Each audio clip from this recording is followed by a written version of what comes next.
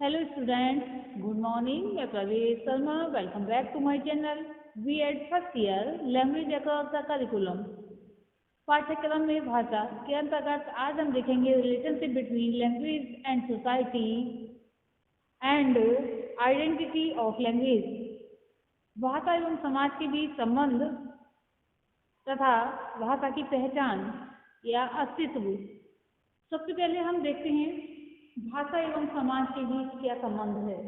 इसमें हमने कुछ पॉइंट नोट किए हैं जो इस प्रकार से हैं. अंतःक्रिया का एक माध्यम, सामाजिकरण का माध्यम, मानव चिंतन की अभिव्यक्ति, भाषाई क्षेत्र को छोड़कर अभाषाई क्षेत्र में जाने के अवसर, भाषा द्वारा समाज में संस्कृति का प्रचार व प्रसार, संस्कृति का आधार, या फिर हम ये कह सकते हैं medium of interaction, medium of socialization, expression of human thoughts, opportunities to go beyond linguistic area, proportion of culture in the society through language. तथा लास्ट पॉइंट है बेसिस ऑफ कल्चर. तो इन्हीं पॉइंट को ध्यान रखते हुए हम देखते हैं कि जो भाषा है लोगों के बीच अंतःक्रिया का माध्यम है, यानी कि इंटरेक्शन का माध्यम है, मीडियम है. यह जो है बालक का सामाजिकरण करती है, उसे समाज में रहने लायक प्राणी बनाती है. मानव चिंतन की अभिव्यक्ति भी भाषा के द्वारा ही होती है. ये उन सभी लोगों को एकता के सूत्र में बांधती है जो एक ही भाषा का प्रयोग करते हैं. भारत में भाषा के साथ साथ सांस्कृतिक विशेषताओं में भी अंतर देखने को मिलता है. यहाँ सामाजिक संरचना, शासक वर्ग एवं विशिष्ट परिस्थितियों में परिवर्तन के साथ साथ भाषा में भी परिवर्तन हुए हैं. अति प्राचीन समय में पाली व प्राकृत भाषाओं का प्रयोग किया जाता था तथा उससे पहले संस्कृत भाषा का प्रयोग हुआ करता था. जैन व बौद्ध धर्म में भी इन्हीं भाषाओं को अपनाया. कौन सी जो अभी बताई गई थी, पाली और प्राकृत भाषाओं का प्रयोग किया और उसे अपनाया. प्राचीन हिंदू धर्म ग्रंथों में संस्कृत भाषा का प्रयोग किया गया, जो कि अभी बताया गया था, क्योंकि उस समय जब छात्रों को ज्ञान दिया जाता था वेदों के आधार पर ही पढ़ाई या अध्ययन अध्यापन कार्य किया जाता था.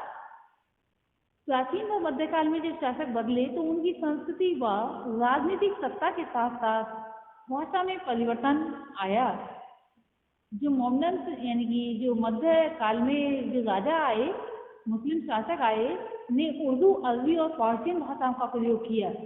अंग्रेजी शासकों ने अंग्रेजी को राजकाल की भाषा बनाया और उनका एक उद्देश्य भी था. जैसे कि मैकाले का उद्देश्य था कि जो हिंदुस्तानी यानी कि भारत के रहने वाले लोग हैं उन्हें क्लरिकल यानी कि जो क्लर्क बनाने के लिए ऐसी शिक्षा दी जाए जिससे कि वे हमारा कार्य करते रहें और हमारे अधीन ही रहें, यानी कि इनको स्वतंत्रता प्राप्त ना हो. तो इस प्रकार से उसने अंग्रेजी को बढ़ावा दिया और भारत में जो अपनी भाषा थी एक तरह से कम होती चली गई. आज़ादी के बाद हिंदी को राष्ट्रभाषा का दर्जा दिया गया, साथ साथ अन्य भारतीय भाषाओं को भी संविधान में स्थान दिया गया. सिर्फ दर्जा दिया गया और समय बता दिया गया इतने साल बाद, 10 साल बाद या 15 साल बाद, लेकिन स्थिति वही बनी हुई है. इसमें भारतीय भाषाओं के साहित्यिक भंडार में वृद्धि हुई है. उनके लोकप्रिय मुहावरों, गीतों, कहानियों, नाटकों आदि का विस्तार हुआ है. विभिन्न संस्कृतियों के टकराव के कारण जहाँ एक ओर मिली जुली संस्कृति का प्रादुर्भाव हुआ, वहीं दूसरी ओर यानी कि जो बताया गया मिली जुली संस्कृति का प्रभाव हुआ, वहीं दूसरी ओर भाषाओं के शब्द भंडार में भी वृद्धि हुई. यद्यपि एक भाषा बोलने वाले लोग अपने परिवार, विवाह व जातीय संबंधों को भाषाई क्षेत्र तक ही सीमित रखते हैं, फिर भी वर्तमान में संचार व यातायात के साधनों में या वृद्धि होने से लोगों में उत्पन्न गतिशीलता ने व्यापार, नौकरी और शिक्षा के लिए भाषाई क्षेत्रों को छोड़कर अभाषाई क्षेत्र में, यानी कि जो भाषा यहाँ नहीं बोली जाती, जहाँ रहते हैं, अभाषाई क्षेत्र में जाने के अवसर प्रदान किए हैं। इससे लोगों को अपनी मूल भाषा के अतिरिक्त भाषाओं को सीखने का अवसर भी मिला है तथा उस भाषा से संबंधित लोगों की संस्कृति तथा उससे अंतःक्रिया करने के अवसर उत्पन्न हुए हैं। इसमें मेल जोल बढ़ा। इस प्रकार से भारत के सामाजिक संबंधों ने भी योगदान दिया है। भाषा और समाज के बीच गहरा संबंध है। भाषा मानव ही मानव यानी कि भाषा द्वारा मानव ही मानव यानी कि मानव के रूप में विकसित हो सका है और समाज के साथ संबंध स्थापित कर सका है। यही कारण है कि भाषा को अर्जित मानव व्यवहार तथा मानवीय गुणों का प्रमुख आधार माना गया है। यद्यपि भाषा सीखने की क्षमता मनुष्य में जो है जन्मजात होती है, परंतु भाषा को वंश परंपरागत यानी कि वंश से प्राप्त गुण नहीं माना जा सकता। मनुष्य का रूप रंग और अधिकांश मात्रा में उसकी बुद्धिजीवी यानी कि बुद्धिमानी इंटेलिजेंसी परंपरा द्वारा निर्धारित होती है, परंतु भाषा के संबंध में ये नहीं कहा जा सकता।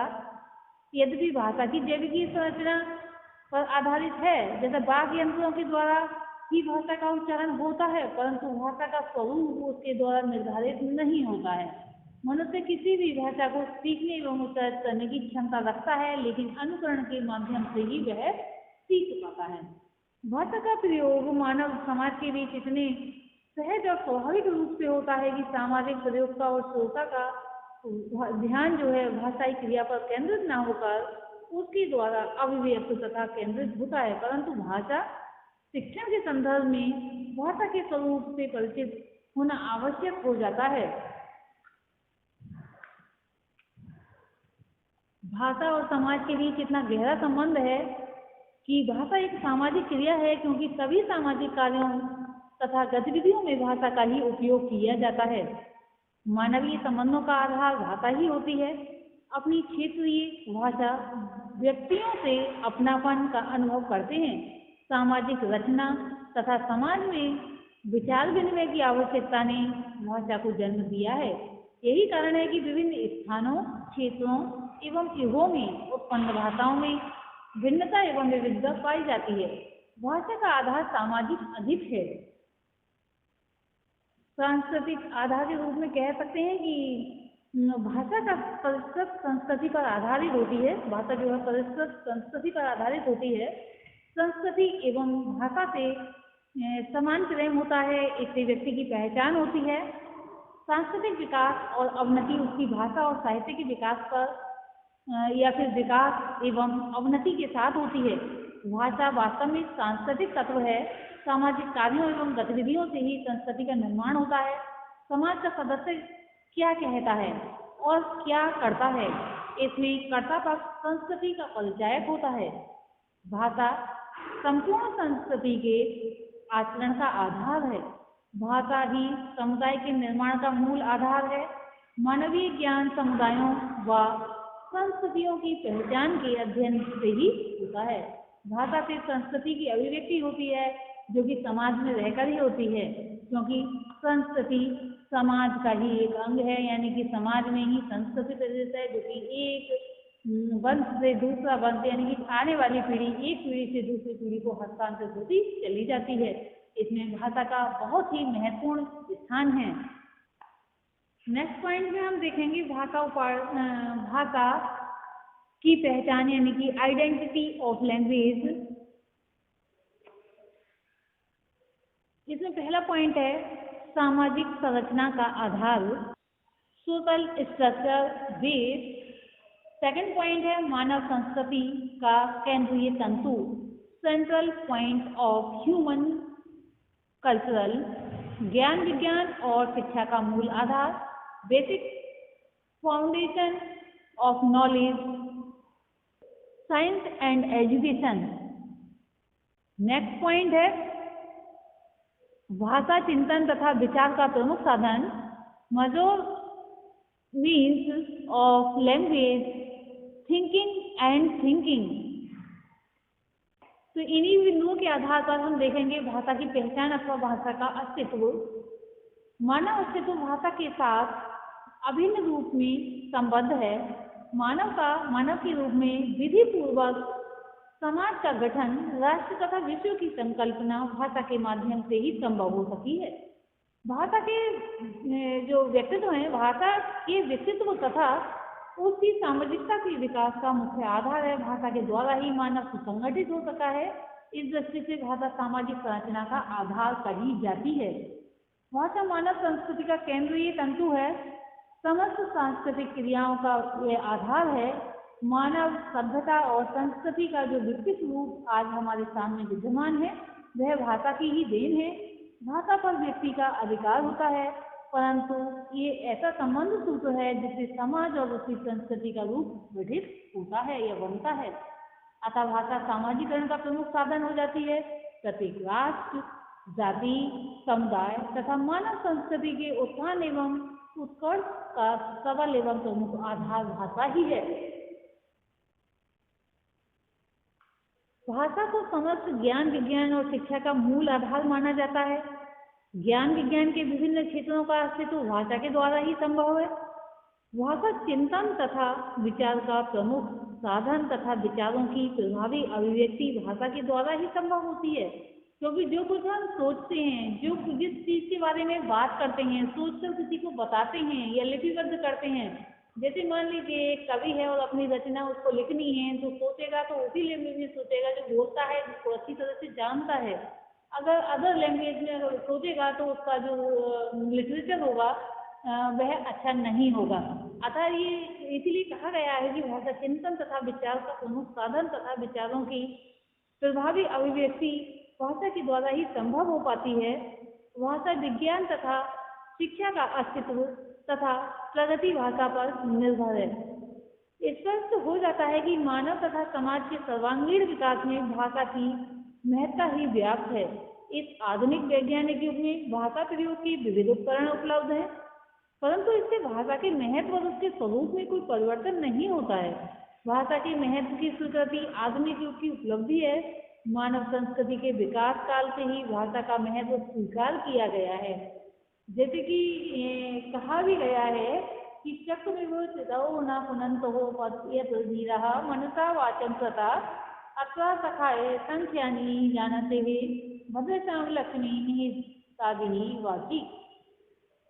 जो भाषा का सही प्रयोग करते हैं, जैसे कि सत्तू जो कि सुने होंगे आपने, उसको चलनी से छाना जाता है और तब उसका प्रयोग किया जाता है, यूज किया जाता है। तो इसी प्रकार से उनकी वाणी में लक्ष्मी का वास होता है, यानी कि जो अपनी वाणी को नाप तोल कर सोच समझ कर शुद्ध उच्चारित करते हैं, वास्तव में उनकी वाणी में लक्ष्मी का निवास होता है। यदि शब्द रूपी ज्योति संसार भर में प्रकाशित न हो तो ये सारा त्रिलोक के गहन अंधकार में डूब जाता। ये पंक्तियां की यहाँ लिखी हैं आचार्य दंडी ने, और ये वास्तविकता है कि इस संसार में यदि भाषा न होती तो ये जो संसार है वह अंधकार में डूब जाता।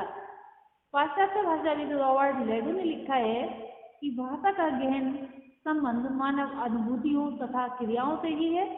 ये राष्ट्र धर्म तथा आत्म की भावना से संबंधित है। इसका उपयोग प्रत्येक व्यक्ति कार्य, पूजा अथवा खेल में करता है, चाहे वह किसी भी कैटेगरी का हो, किसी भी स्थिति का हो, चाहे वह पूंजीपति हो, चाहे जंगली हो अथवा घूमने वाला यानी कि इधर उधर भ्रमण करने वाला ही क्यों ना हो। तो इनके कहने का तात्पर्य ये है कि भाषा का संबंध वास्तव में मानव की अनुभूतियों से ही है। आज हमने देखा भाषा एवं समाज के बीच संबंध यानी कि relationship between language and society तथा भाषा की पहचान आइडेंटिटी ऑफ लैंग्वेज। आज के लिए इतना ही। धन्यवाद।